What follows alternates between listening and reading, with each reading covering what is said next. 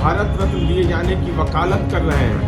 उनके शासनकाल में 118 नरसंहार, 67,249 हत्या, 12,827 बलात्कार की घटना। बिहार में विधानसभा चुनाव में अभी 8 महीने बाकी हैं, लेकिन राजनीतिक माहौल अभी से गर्म हो गया है। एक तरफ नेताओं की जुबानी जंग जारी है तो दूसरी तरफ पटना की दीवारें पोस्टर पॉलिटिक्स का अखाड़ा बन चुकी है। इस बार आरजेडी ने एनडीए सरकार पर जबरदस्त हमला बोला है। पार्टी के प्रदेश कार्यालय के बाहर एक नया पोस्टर लगाया गया है, जिसमें बिहार की हालत को गंभीर बताया गया है। पोस्टर में तेजस्वी यादव बड़े हीरो के तौर पर नजर आ रहे हैं, जिनके हाथ में लालटेन है और उसी की रोशनी में उनकी योजनाओं की घोषणा चमक रही है। मजेदार बात यह है कि पोस्टर के जरिए एनडीए सरकार को वेंटिलेटर पर दिखाया गया है और इलाज के तौर पर तेजस्वी यादव को पेश किया गया है। मतलब सीधा इशारा, सरकार आईसीयू में है और उसका इलाज सिर्फ तेजस्वी कर सकते हैं। अब बिहार की राजनीति में ऐसा तो हो ही नहीं सकता कि जेडीयू भी चुप बैठ जाए। पोस्टर पर प्रतिक्रिया देते हुए जेडीयू के मुख्य प्रवक्ता नीरज कुमार ने आरजेडी को करारा जवाब दिया। उन्होंने क्या कुछ कहा, आइए आपको सुनाते हैं। अपराध नियंत्रित है, इसका बिहार को एहसास है, लेकिन राष्ट्रीय जनता दल का चरित्र क्या है?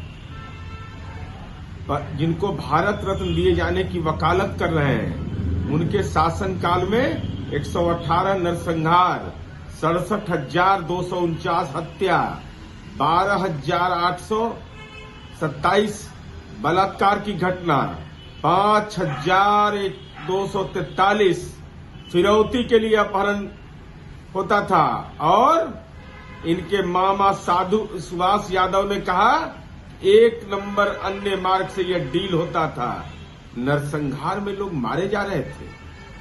कल रामकृष्णा नगर की घटना हुई। रामकृष्णा नगर की घटना में जिस व्यक्ति का नाम आया है धर्मेंद्र यादव, वह देख लीजिए कौन है। वह कौन व्यक्ति है जिसका एफआईआर में नाम दर्ज हुआ है। ये विपक्ष प्रायोजित हिंसा और राष्ट्रीय जनता दल उसका गुनाहगार। तो स्वाभाविक रूप से बिहार में बदलाव की पटकथा हम लिख रहे हैं।